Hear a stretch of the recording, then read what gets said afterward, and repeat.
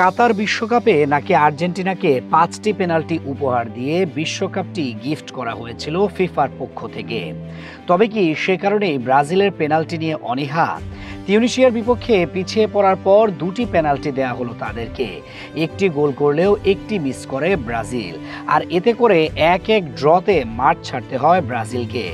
যারা স্বপ্ন বুনছে হেক্সা জয় করার, তারাই কিনা এখন ছোট ছোট দলের সাথে কখনো বা হারছে, আবার কখনো বা করছে ড্র। কিছুদিন আগেই তো জাপানের বিপক্ষে ২-০ গোলে এগিয়ে যাওয়ার পরেও ৩-২ গোলে হেরে বসে ব্রাজিল। এতেই বোঝা যায় তাদের বর্তমান অবস্থা। যদিও গত ম্যাচে সেনেগালের সাথে ২-০ গোলের জয়ের পর অনেকেই ধরে নিয়েছিল ব্রাজিল ফিরে এসেছে, তবে এবার তিউনিশিয়ার মতো দলের বিপক্ষে করেছে ড্র, সেটাও ২টি পেনাল্টি পাওয়ার পর। ম্যাচের শুরু থেকে আক্রমণাত্মক ফুটবল খেলতে থাকে সেলেসাওরা। এতটাই বেশি আক্রমণাত্মক ছিল ব্রাজিল যে তিউনিশিয়া পায়ে বলই পাচ্ছিল না। পুরো ম্যাচে মাত্র ২৬ ভাগ বল ছিল তাদের পায়ে। এটাই বলে দেয় ম্যাচে কি পরিমাণ পাগলের মতো তাদেরকে ঘুরিয়েছে ব্রাজিল। একের পর এক বড় বড় সুযোগ তৈরি করছিল ব্রাজিল, তবে গোলের দেখা পাচ্ছিল না। ১০ মিনিটের সময় যেভাবে রদ্রিগোর অবিশ্বাস্য গোল আটকে দেয় তিউনিশিয়া, সেটা ছিল ঐতিহাসিক। একজন খেলোয়াড় কাটিয়ে বক্সের কাছে চলে গিয়ে বাপায়ের দারুণ এক শট নেন তিনি।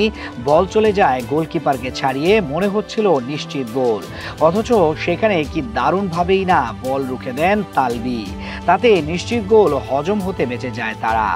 যেই তিউনিশিয়া কোনোরকম বলের দেখা পাচ্ছিল না, সেই দলটি কিনা ম্যাচের ২৩ মিনিটের সময় পুরো চমক দেখিয়ে এগিয়ে যায়। ৩ জন খেলোয়াড়কে বোকা বানিয়ে অবিশ্বাস্য এক পাস দেন আলী আব্দি। সেই বল পেয়ে যান হাজেম মাস্তরি। সেখান থেকে দারুণভাবে ঠান্ডা মাথায় বল জালে জড়িয়ে দেন তিনি। তাতে ব্রাজিলকে বড় ধাক্কা দিয়ে ১-০ গোলে এগিয়ে যায় তারা। এদিকে ব্রাজিলও চালিয়ে যাচ্ছিল চেষ্টা, তবে মনে হচ্ছিল আর গোল নেই ভাগ্যে। তবে প্রথমার্ধের শেষ মুহূর্তে গোল করে দলকে বাঁচিয়ে দেন এস্তেভাও। যদিও গোল আসে পেনাল্টি হতে, কর্নারে প্রতিপক্ষের খেলোয়াড়ের আঘাতে পড়ে যায় এদের মিলিতাও। তাতে রেফারি বাজান পেনাল্টির বাঁশি। সেখান থেকে গোল করে সমতায় ফেরে ব্রাজিল। এক পেনাল্টিতে সন্তুষ্ট ছিল না তারা। ওপেন প্লে হতে কোনোভাবেই গোল করতে পারছিল না তারা। তাই তো দ্বিতীয় পেনাল্টি উপহার দেন রেফারি।